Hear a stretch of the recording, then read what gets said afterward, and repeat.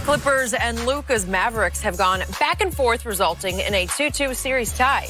Luka is coming off his overtime buzzer beater, but teammate Kristaps Porzingis is questionable with a sore right knee for Game 5 tonight. Chris Broussard still with us. Simple question: who you got? Who wins? I got the Clippers. I had them in 5. Now I've got them in 6. So you know I got them winning tonight. But let me say this: Doc Rivers has not had a great series. We had Antonio Daniels, Skip remembers, champion with the San Antonio Spurs. He was on our radio show last night, and he made a great point. He said, whenever you switch everything defensively, you basically nullify the benefit of having 2 of the 3 or 4 best perimeter defenders in the NBA. And that is what's happening. You know, offensively, it's all isolation, very unimaginative. Drive and kick. You know, they're not creating anything for anybody, making it easy. You look at the last play call for Luka with the double screen versus what Kawhi did at the end of regulation. That tells you Doc is being out-coached by Rick Carlisle, who's one of the best coaches in the league. So all that said, though, I do like what Doc said the last 2 days. First, he said his team was emotionally weak in Game 4. Now, he didn't say they're emotionally weak overall, which I agree with, but he said in Game 4 they were. And you guys know one of the reasons I picked the Clippers over the Lakers this year is because I said they had that dog in them. But since the bubble started, they look like a bunch of puppies. And so they have got to get that fight back. I don't care that Patrick Beverly's out. You still got Kawhi and Lou Williams and Montrezl Harrell and Marcus Morris and all these guys. Whoa, you ain't gonna mention Paul George? Dog.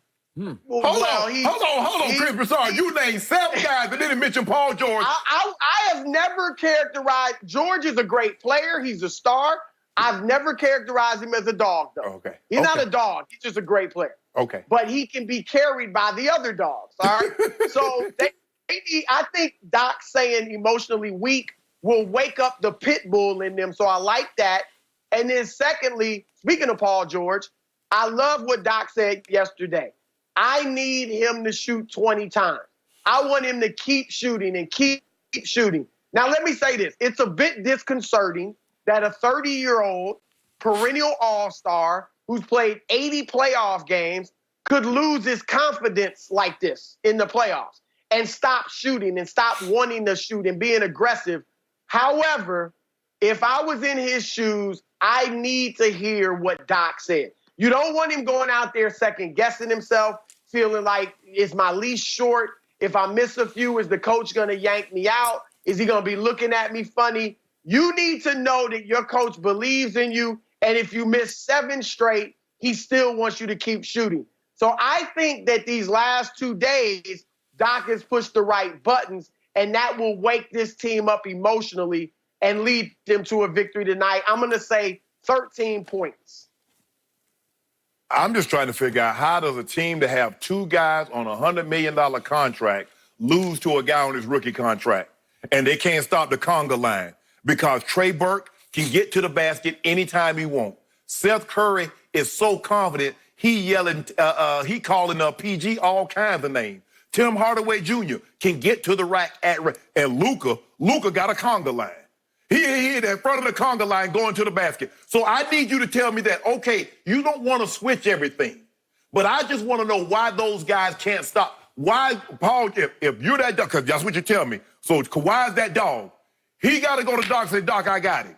Because you remember the last time the Clippers played before we had this break, they text LeBron, LeBron, what's up? Who you want? I got him. Ain't no switching. Ain't no this or that. I got him. If you that dog, that's what y'all keep telling me. LeBron don't have that dog like Kobe and Michael. Oh, Kawhi got that dog like Kobe and Michael. He got the mid-range. Well, I can't tell because they got a 21-year-old that's averaging 31, 10, and 10 against the 2 best wing defenders since Scottie Pippen and Michael Jordan. And nobody can answer me why. Why can't they keep him from the basket? Oh, he's the worst. Skip Bayless will give you all these stats, Chris Broussard. Of 149 guys that have taken 3-pointers. 147. Okay. Luka Doncic is 141. 140. Okay, yeah, okay. Of all the guys that have attempted 100 free throw attempts, Luka, Well, okay. Why this guy, he doing that? How he getting all these points? Wait, who's missed the most free throws in the bubble since they've been in the bubble? Luka. Most in the league. And guess what? Wow. You know what, Chris? And I'm going to turn it over to Skip. He keeps saying that the Lakers should have swept the 8th seed and Portland Trailblazers. Is the Dallas Mavericks a 2 seed or 1 seed? Why haven't the number 2 seed swept them? Can you answer me that? And without Porzingis didn't play, and Kane Fitzgerald threw him out of the game and with, 5 minutes into the third quarter, or they would be down 3-1, and you know it, Chris. Shannon, I got a question. Who is the highest-rated offensive team in the history of the NBA? Oh, it was this year's Dallas Mavericks. The 7th seed. The 7th seed. Is the highest-rated team in NBA history. Not the number 1 seed, Chris Broussard. Now, we normally equate that to who? The Trailblazers, not the Golden State.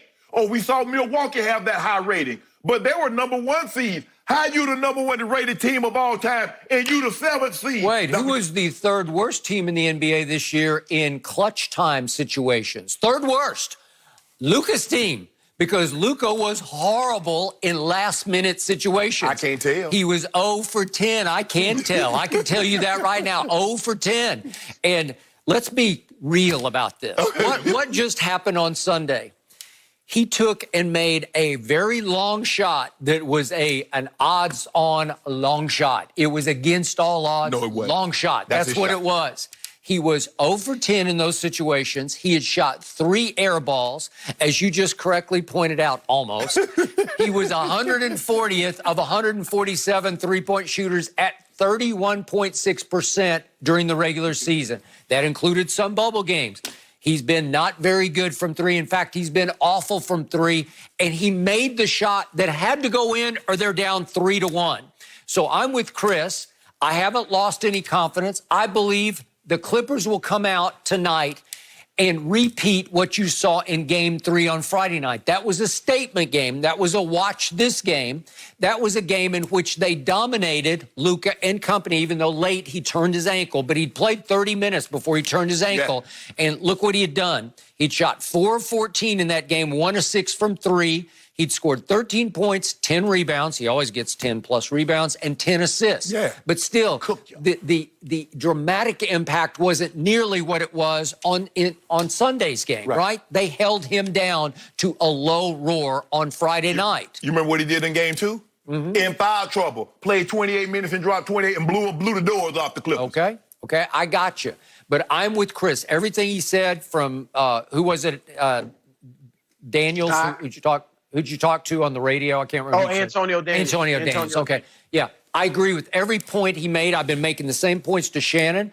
They switch because they got interchangeable parts. No, you don't. You have 2 great wing defenders, especially one who is a former Defensive Player of the Year. And I disagree with you about what happened down the stretch of regulation on Sunday. Kawhi said to them, I got him. And he took him every possession down the last 3 minutes. Except, why wasn't he on him on that last possession? Okay, but that's I don't, look here. I got Kawhi. I knew he's like, I got Luka. I don't care if Seth hits that shot, if Hardaway Jr., if Kleber, I'm living with it. I'm just not letting that guy hit. I told you on Monday, you have to fight over the pick. If you're that guy, if you're Kawhi Leonard, former Defensive Player of the Year, you just say, we're not going to switch this.